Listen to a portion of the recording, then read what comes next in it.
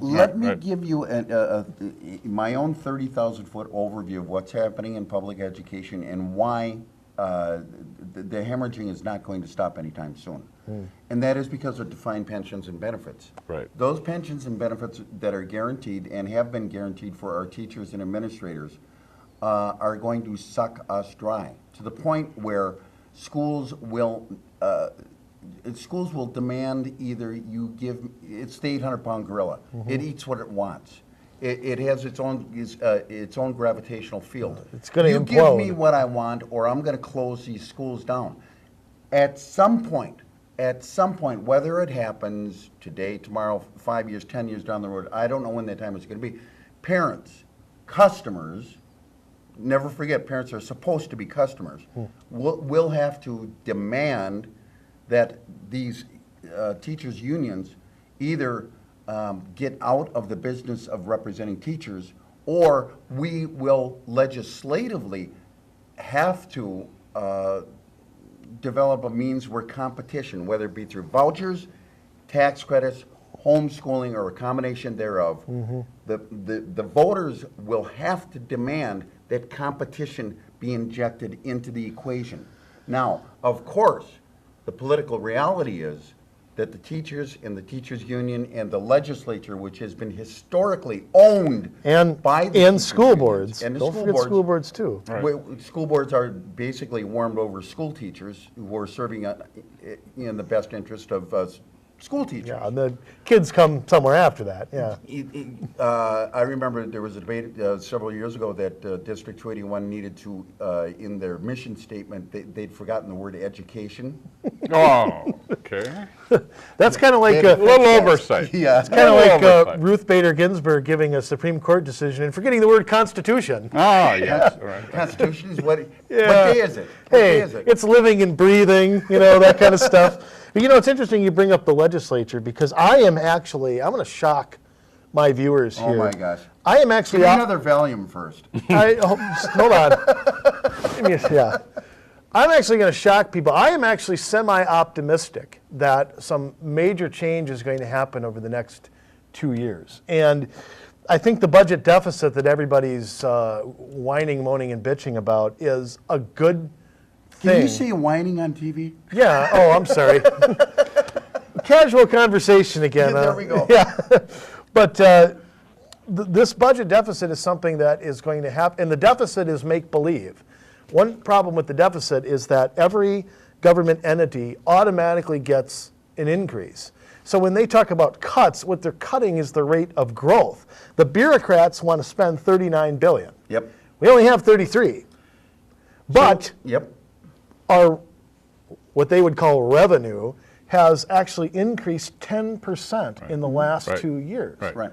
So this idea that there's a budget deficit is nonsense. What we have to do is change the formulas, change the way that things are structured, and I think we can do it. I think there are options out there. The time might be right. I heard just recently a talk by Tom Dewar, the famous Robbinsdale School District graduate. And he's on our page of great grads. I want to know why I'm not on there. That's what I want to know. Right, but Tom Dewar is actually coming around on the whole issue of teacher evaluation.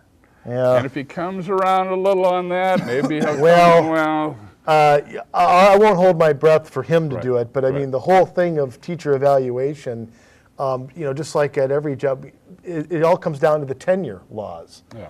Why do teachers have this special protection that, and I believe it's only 3 years in Minnesota that you can become a tenured. That doesn't include the steps and lanes and all that other stuff, all those goodies on top of it.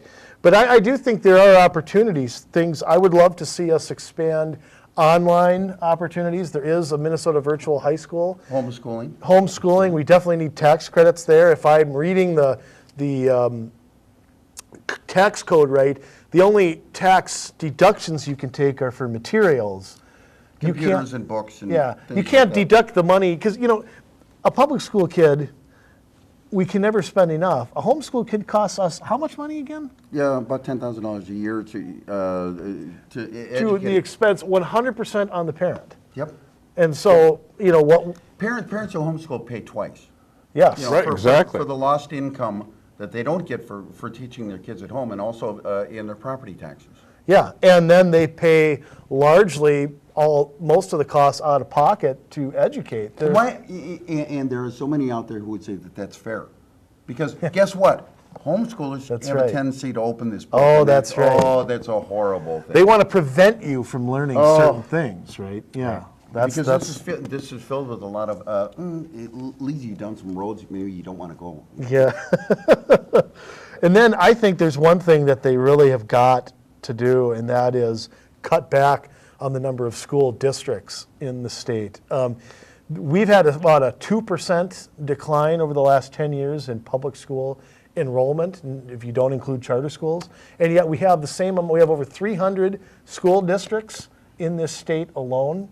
And every one of them has a superintendent, a finance geek, a director of all making all the support. $100-something thousand. And if we could cut back and maybe draw some district borders that make some sense, why we have in our district, we have Crystal, Robbinsdale, New Hope, and then we have parts of 4 other cities. You know, we have part of Brooklyn Center, even though Brooklyn Center has its own district. Here's my larger question for you in that regards. Why are we sending our money to Washington, D.C. so that they can step on it just like heroin or cocaine and send it back to us in parts? Yeah. Right. And then attach strings to it. Now, Ronald Reagan had it right back in his day. Close the Department of Education, keep the money local, let the local people make those decisions, and also allow competition to be introduced. To do so, however, will require that we face that 800-pound gorilla and go to battle with them. Yeah, and it's a critical, this next Congress is very critical because the Elementary and Secondary Education Act has to be renewed. It was renewed as part of No Child Left Behind in 2002. Another program, federal program that works so well. Well, again, it's good, well-meaning people with harebrained intentions don't pay the rent. Right, it never does. And but that's No Child Left Behind is just a symptom of the bigger problem which came about in the 60s, because the Elementary and Secondary Education Act, which created Title I and all that in 1965, that was basically free money, if you want to say, and the federal government didn't have any teeth behind that money until 2002. I like free money. Yeah. Have we solved everything? Let me think of it. Wait, have we solved everything? There's not enough time in the world to solve everything. But we're here to maybe shed light on a small piece. Right. Open the door a crack to some solution. And there are those out there in our audience who will listen to what we're saying and conclude that we're totally off base because we're anti-kid, and that's not the case whatsoever. Not at all. Yeah, I mean, I get email to the show all the time calling me names and stuff because I don't toe the public line. It's worth calling them names. Just these are unfair. Yeah, I know. Oh well, it's all part of. I mean, hey, we're sticking our noses out and making a difference, and the people at home writing emails aren't. Well, there we go. Let them write emails, but write them to their legislators. Exactly. And that's the thing, you know, the board. I challenge anybody out there to go to the meetings, watch them on your Comcast you're watching right now. They all have email, and if they'll respond to me, they'll respond to anybody. You know, I've gotten a response from Sandra Peterson, my representative, and she's been very explicit that she's going to stick with the status quo. Yeah, that's absolutely. who hired her. Right. All right. Well, gee, we gotta wrap it up. Andrew, always a pleasure. Yeah. We scratched the surface. We scratched it that much. All right. Well, thanks, Dennis, for stepping in and playing ping pong between the two of us. And Jerry, as always, thanks for coming. And we will see you next week. Hey, read this. And tune in February 17th, my 3rd anniversary show. Or 2nd. Yeah, 2nd anniversary. Sorry. Okay. Saludo. Bye.